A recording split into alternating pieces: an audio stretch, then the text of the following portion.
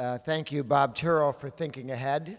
Not all conservative leaders remember that it's not just important to do your own job or get elected, but to elect the guy who comes after you, to continue things forward. I now have the honor of introducing Newt Gingrich, which is a little odd because everybody knows who Newt Gingrich is. I would just bring you to the year of 1994. In the 62 years before 1994, from 1932, when Franklin Delano Roosevelt was elected president, to 1994, 62 years, the Republicans Party controlled Congress for 4 years of 62 years. 2 years under Truman, 2 years under Eisenhower. In the United States, presidents are interesting. They can start wars, they can veto things, they can slow stuff down. But Congress runs the country.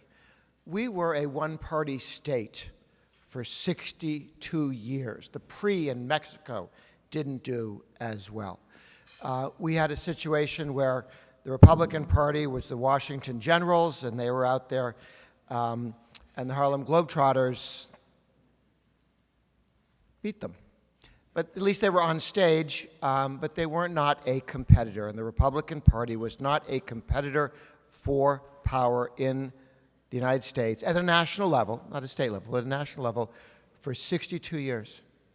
In 1994, Speaker Gingrich ran the Contract with America, putting forward an agenda. That is the year when 95% of Republicans signed the pledge never to raise taxes. We became the party that would not raise taxes. We might invade small countries we can't pronounce, but we will not raise your taxes. And that was a shift. The Contract with America, built on the observation of Eisenhower that a political party without principle is merely a conspiracy to seize power. And when the principles of the modern Republican Party were put forward in 10 pieces of legislation, and there were a lot of people who explained to Speaker Gingrich, this is not then Speaker Gingrich, this will never work. The entire U.S. Senate explained. The Republicans in the Senate explained this will never work. They had nothing to do with the Contract with America. They refused to participate. Now, after the election, they had to pass all the legislation that Gingrich had put together, but they wouldn't help. What is the one about the hen, the rooster, who's going to help? 1994 forward. In the years since 1994, the Republican Party has been elected to control the House and the Senate Congress 60% of the time.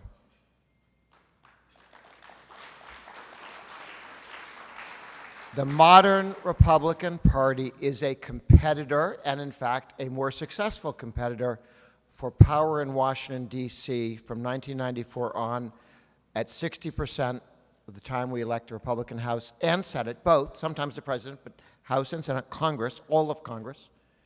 The previous 62 years, 4 years. 1 out of 15 years. Since then, 60%. And Speaker Gingrich, now Speaker Gingrich, largely made that happen through force of personality, through a jillion conversations with other Republicans. I would simply add one other thing in introducing Speaker Gingrich. Make a list of those Republican leaders who you think of as important after they stopped serving in office. How much money did they raise for center-right causes? How many articles did they write? How much were they involved in the national debate? Or perhaps were they spending all their time raising money for their presidential libraries? Speaker Gingrich fought for liberty as a congressman, as a speaker, and when he ceased to be speaker, he continued to work. I think that is the model for all people who ask, please give me $1 jillion so I can be governor, congressman, president.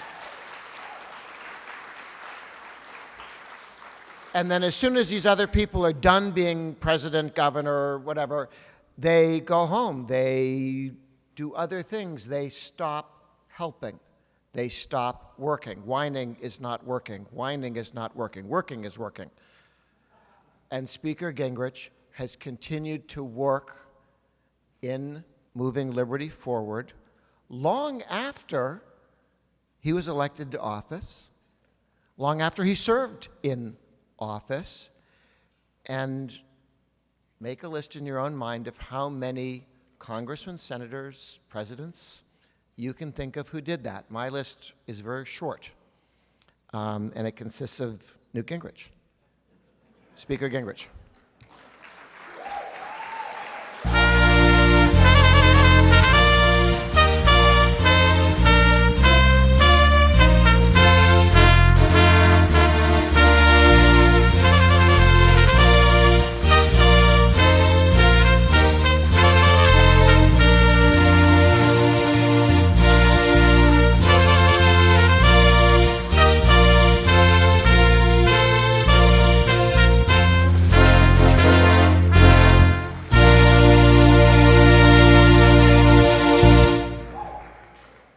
Thank you all very much.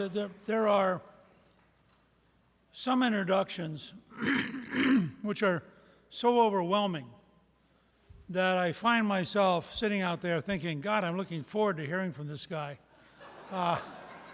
And Grover has now given the kind of introduction that my mother would have loved. Grover is an old friend. We go back to the days when he was young enough to be running around Afghanistan with the Mujahideen trying to defeat the Soviet Empire. We go back to the very beginning of the no tax increase pledge. I was just asking him a minute ago, they now have regular meetings in 45 states and 26 countries. I don't know of anybody who has methodically created that kind of intellectual network around the world, and Grover is himself an extraordinary unsung hero of the fight for freedom.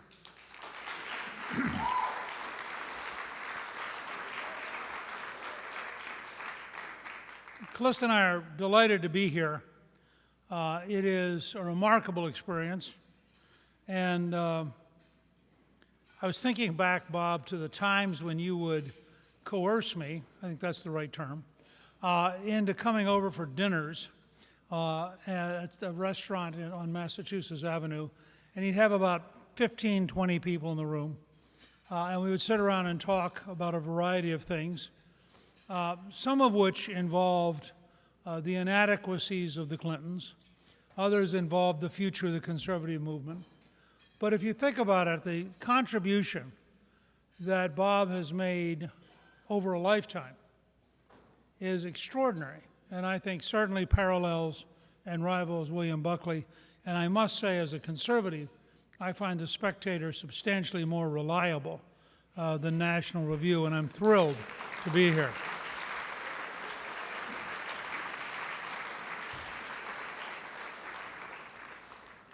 I also want to take just a moment and say thank you to Bob Luddy, who has been a remarkable supporter, not just of American Spectator, but of so many projects. His school program, which deserves vastly more publicity than it's gotten, is remarkable in its effect on helping young people have a dramatically better future. And I was reminded, and I offer this just as a thought, I wrote with my good friend Bill Fortune 3 novels about Washington and the American Revolution. And sometimes we undervalue in the American model the importance of successful people in making things happen. And there's a scene in our final volume, which leads to Yorktown, where Washington arrives in Philadelphia with the army, out of money, unable to pay salaries, unable to buy food, and sits down with Governor Morris, who does have resources. And in a long dinner, Morris decides that he will risk his entire fortune to enable the American army to get to Yorktown to work with the French and forced the British to surrender. Morris later on paid a price for that. He did, in fact, go broke. But in the process, he created America. Now, Bob has not had to finance the entire American army, but in many ways, he is in the same tradition of successful people who decide that part of the purpose of their success is to fight for and strengthen the cause of freedom. So, Bob, we're delighted to be with you tonight.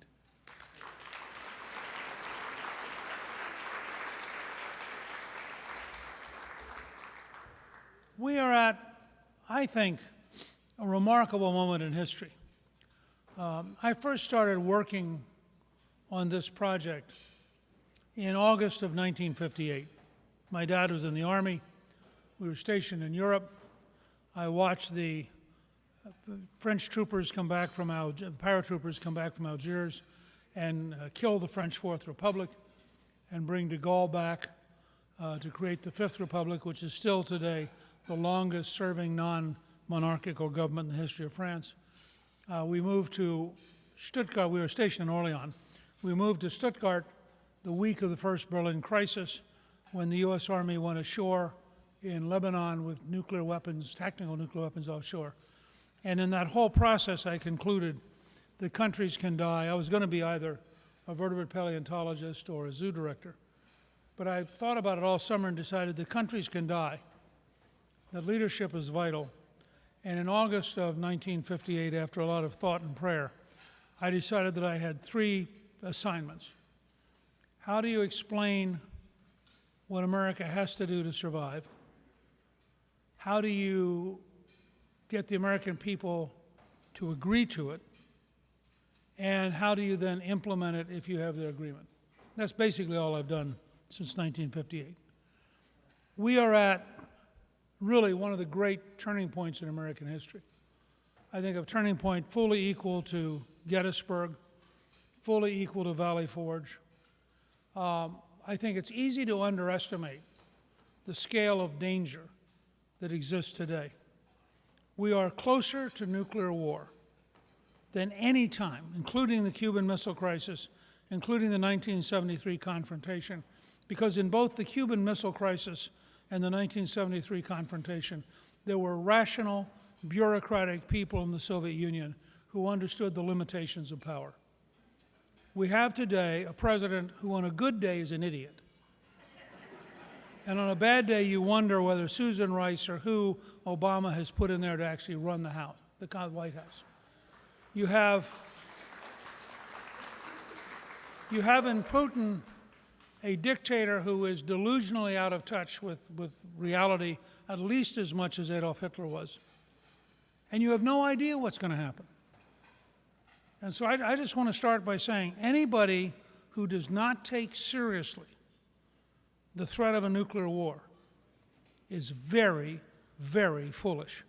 And I recommend to all of you Philip Wiley's mid-1950s book, Tomorrow, which was the study, a novel, about 2 cities in the Midwest, one of which gets hit by a nuclear weapon. If you read it, you'll understand why I've spent my lifetime doing this. The human race, with Iran, Pakistan, India, China, North Korea, Britain, France, Russia, the United States, and more to come, Israel, and more to come,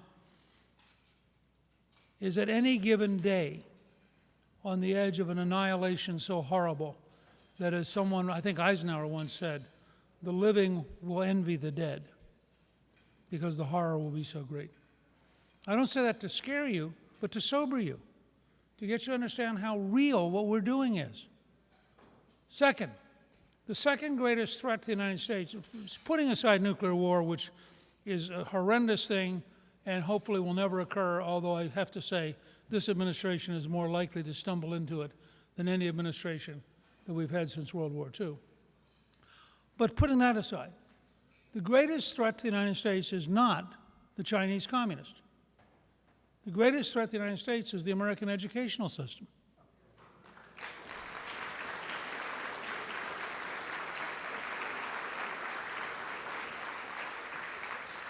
The greatest destroyers of America's future are the teachers' unions and the education bureaucracy. And those of us who are conservative and those of us who are Republican, and mostly that's the same, have an obligation to be much blunter, much more direct, and to make this issue a head-on fight. It is unbelievable. I was at the press release, the press conference in 1983 when Ronald Reagan released A Nation at Risk, which was a study which begins, if a foreign power did to our children what we are currently doing, we would consider it an act of war. 1983. It's gotten worse, not better. And we should have an all-out cultural fight over the nature of reality. In my mind, I'm working on a paper, which maybe I should submit to the Spectator. Which would I be?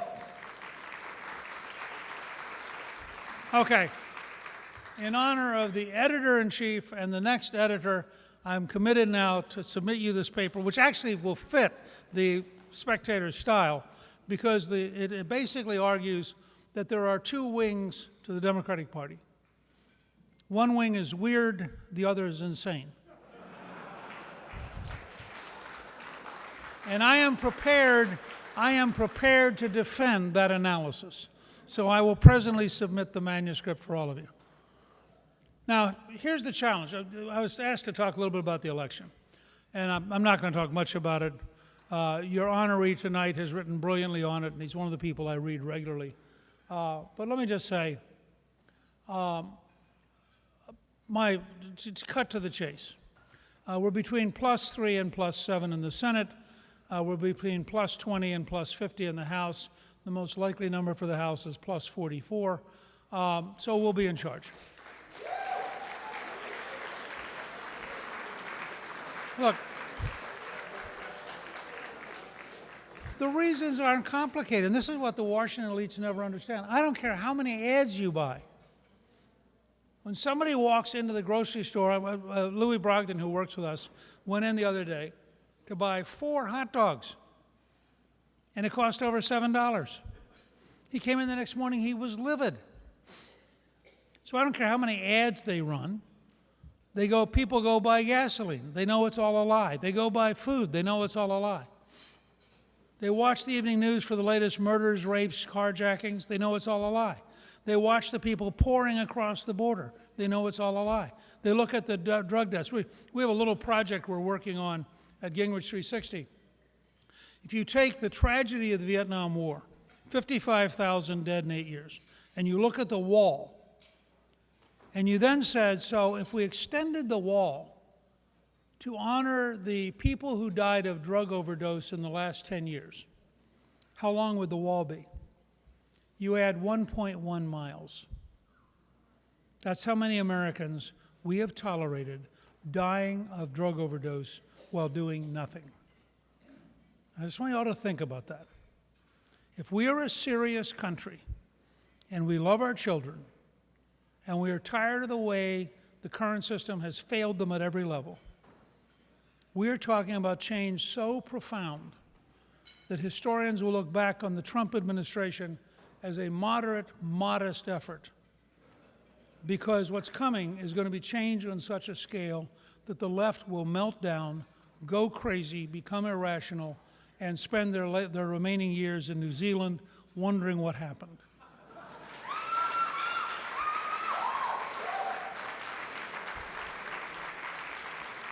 Now, I want to just talk about 2 specific things about the election. One, I carry this card. This is the commitment to America. I'm reasonably expert on these things. People don't know this, by the way, just for the record. The first Capitol Steps event is September of 1980 with Ronald Reagan. The first contract is with Ronald Reagan. I happen to be involved in orchestrating that as a sophomore congressman. Actually, I was a freshman. I didn't get reelected until after the event. Somebody once wrote, one of Reagan's biographers once wrote, that the contract was basically at least 55% in Reagan's 1985 State of the Union. Totally correct.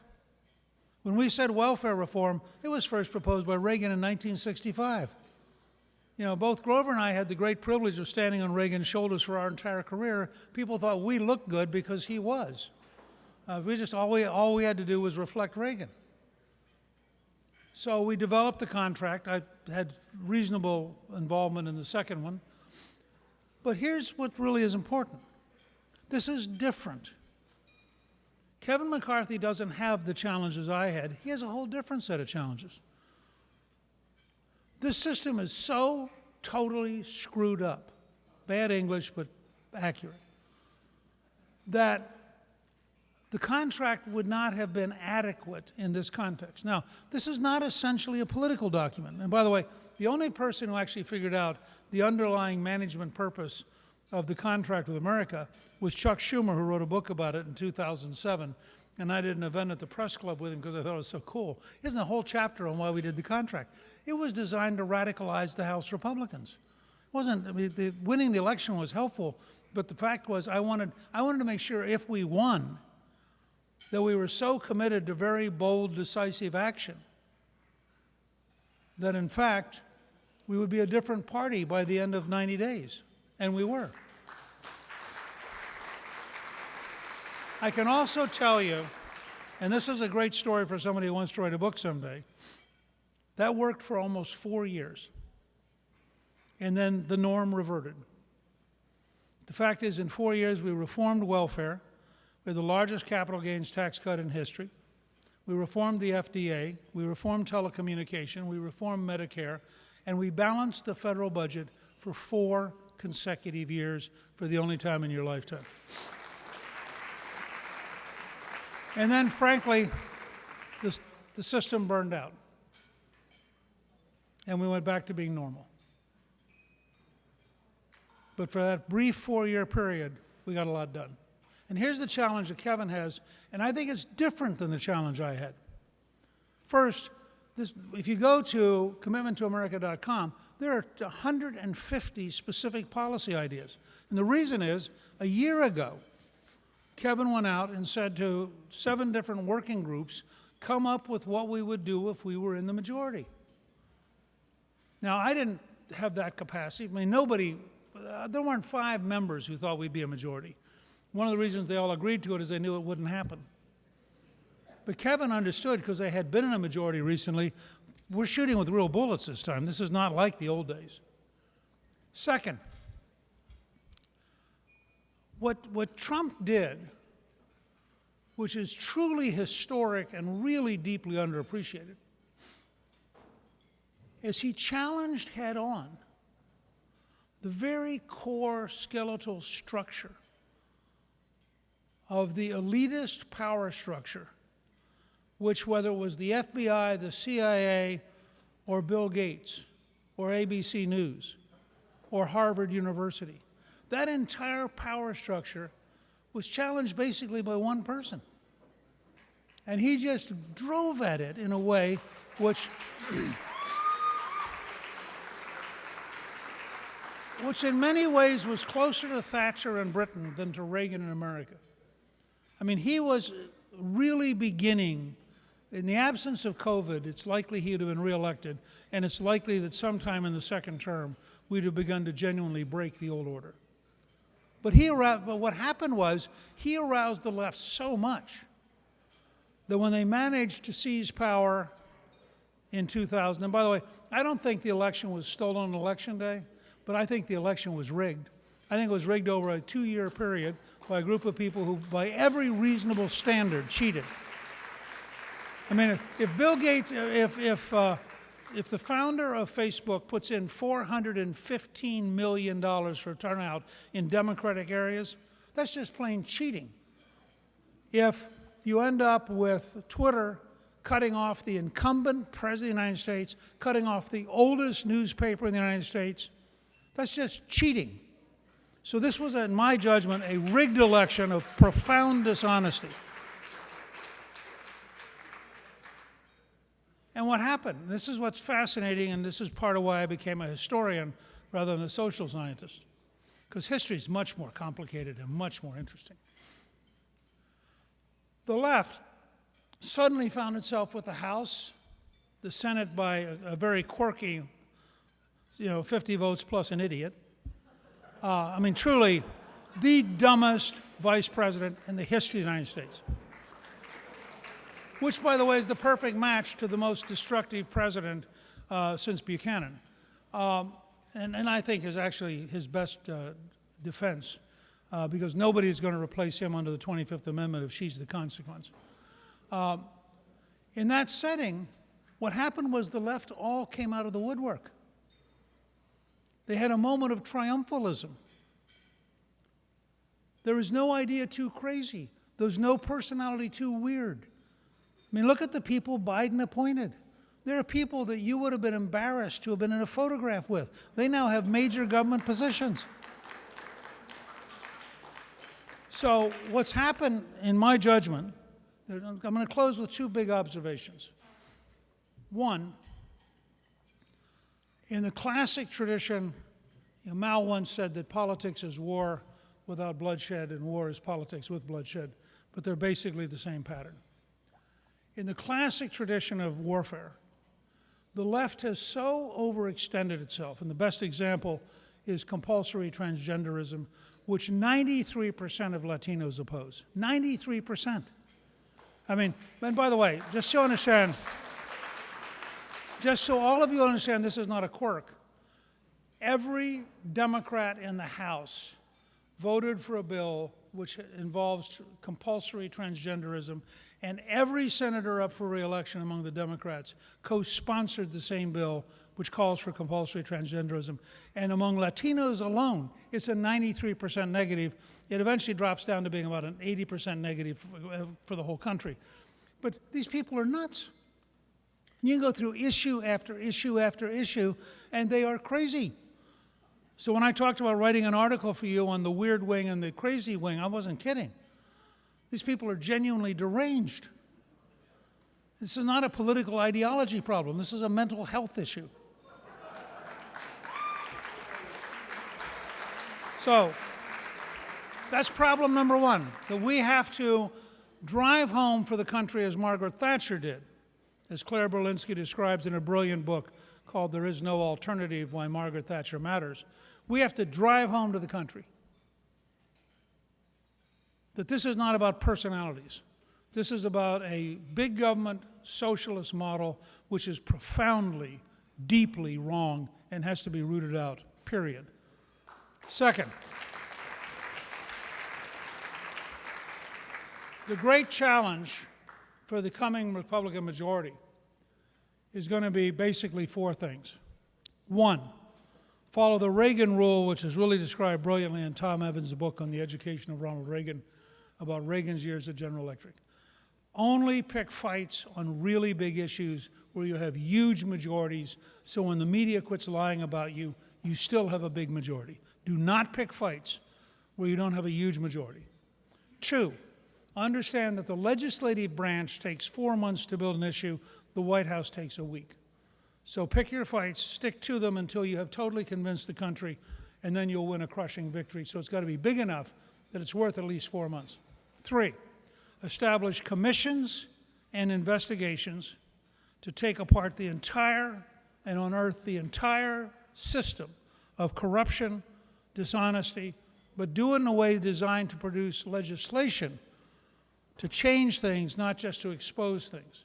And four, think through with your allies, and this is where the American Spectator and each of you has a role, think through a system where when the fight gets really, really tough, and it will, because we are now threatening the mortal survival of an entire power structure, that our team has enough energy, enough courage, and enough drive to withstand the counter-assault and to still be fighting for what really, truly matters. If we do those things, within a decade, we will have once again created the greatest empire of liberty in history, and we will once again be the country leading the planet, and people once again say, it's wonderful to have the Americans doing what it takes to create freedom. Thank you very, very much.